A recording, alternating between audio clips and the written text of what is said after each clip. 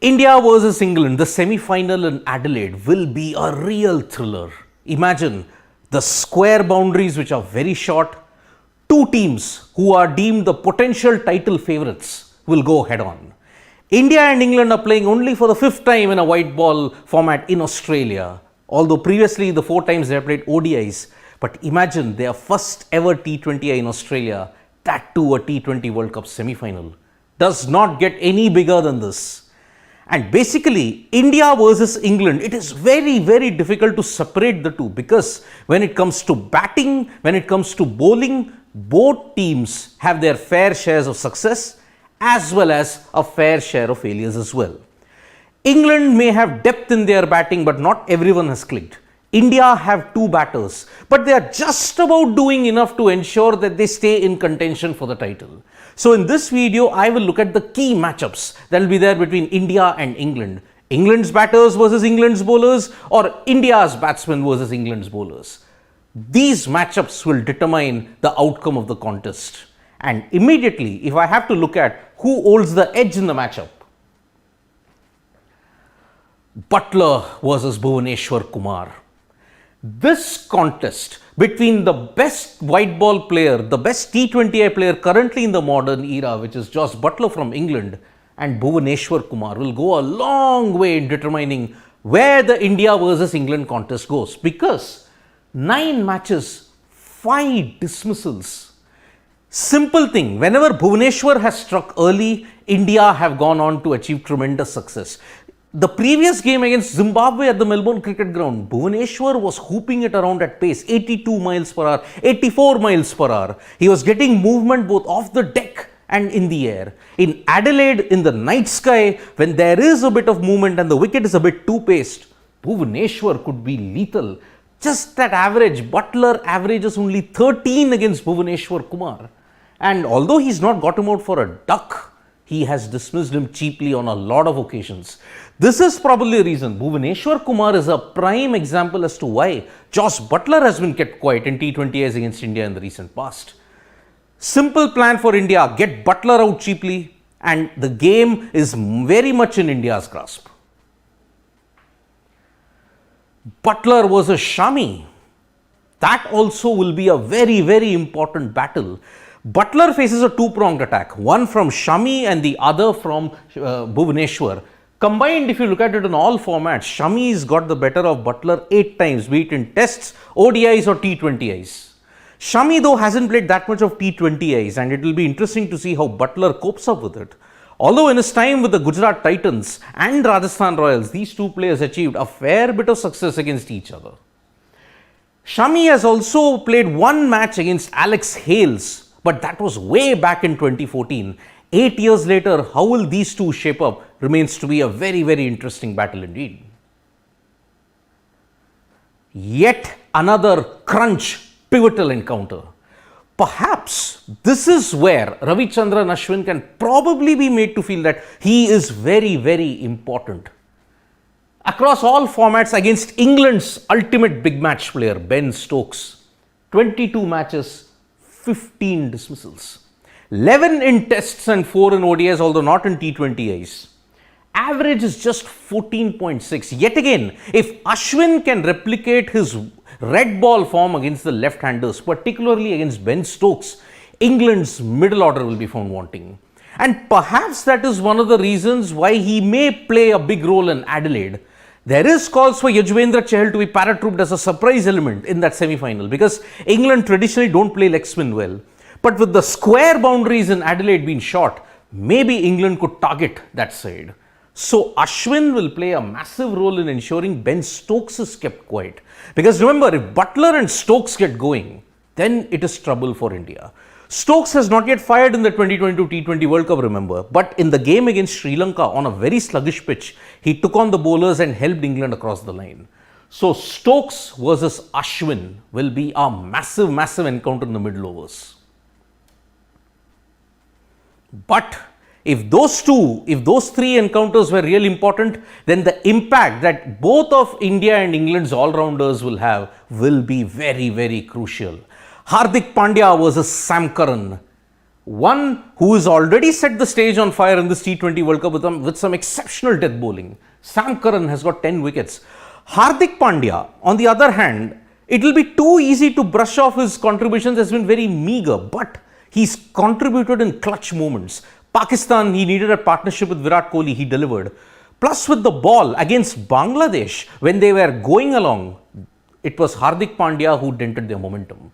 So Hardik Pandya and Sam Curran, the way how they maneuver the middle order and the middle overs in particular, both with the bat and with the ball, it will be very, very important. Sam Curran in particular, his batting has not come to the party. Even Hardik's form is patchy with the bat. But if they can contribute with the bat, in addition with their bowling skills, this game will be decided, will be a very even contest. It will be on an even keel. But what about India's batters? Many have often stated that in this T20 World Cup, India are reliant on 2.5 players. One is Virat Kohli, the other is Suryakumar Yadav, and the other is the opening duo, because Rohit Sharma has hit only 150. KL Rahul has hit a couple of 50s, but he's still not been at his best against the big teams. But KL Rahul against England, he has 1 century against them. And he'll be looking to channel that inner energy when he plays England. But Virat Kohli, all eyes are on Virat Kohli because he's back from that 2019 mojo that he had.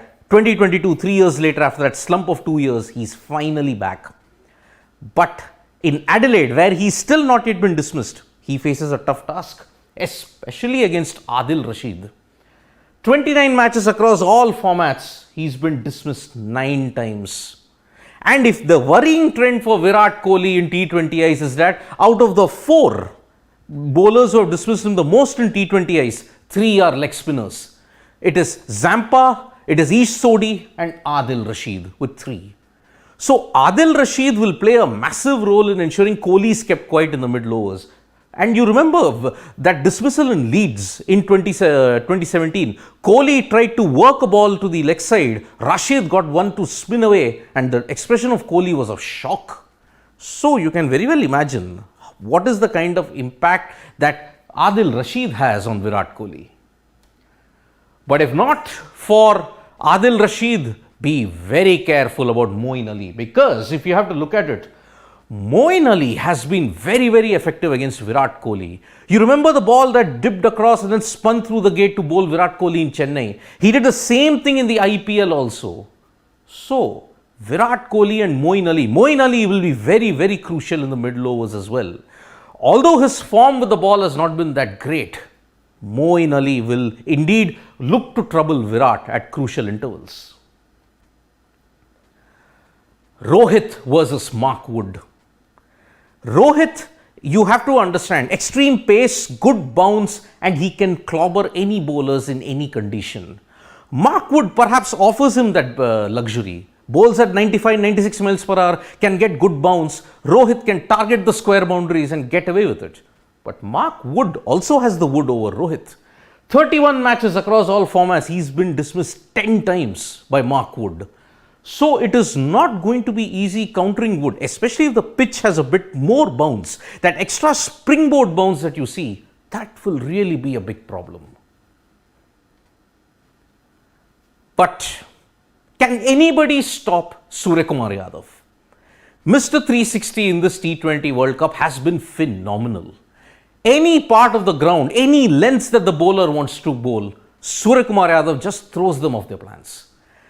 Try the Yorker, Surya will just stay in the crease and scoop it. Try a wide Yorker, Surya will reach out and just slice it. Try a slower ball, Surya will hoik it. What do you do and how do you stop Suryakumar Yadav? Well, Suryakumar Yadav will be relying on some smart batting, because remember, in the previous series that they had, Surya scored 100 against them. And most of England's bowlers were really relaxed for the fact that they had a big total on the cards. So, they could afford that luxury to leak a few runs. But in this T20 World Cup semi-final, it will not be easy. Because if you look at Surya, the bowler who's troubled him slightly is Chris Jordan with 2 dismissals. But Jordan himself has not been in prime form in this T20 World Cup. So, Surya potentially holds the edge here. The same can be said about Sam Curran. In 5 matches, he's been dismissed only once by Sam Curran. So if you look at the matchups that is there, Surya is winning against England hands down. And more than Kohli, who is a bona fide threat everywhere, the massive threat and the one who can take the game away from England is Surya. How do England stop Surya Kumar Yadav? That will be the key in determining the outcome of the semi-final in Adelaide. If Surya is unleashed, England have no chance. And that is why this India versus England encounter will be very much a title deciding contest, because any team that wins this will take a big step in ensuring that they win the T20 World Cup for the second time. Remember, if India, England or Pakistan enter the final, we could have a 2-time winner joining the West Indies. But if New Zealand make it, we could have a new winner. So, it all begins tomorrow with the first semi-final between Pakistan and New Zealand in Sydney, followed by on November 10th, the India versus England clash in Adelaide. So stay tuned to Sports Today for all the latest news and analysis. We will be back with more updates from Sports Today. Press a like, comment and share button. We are also there on Facebook, Twitter and Instagram. Thank you.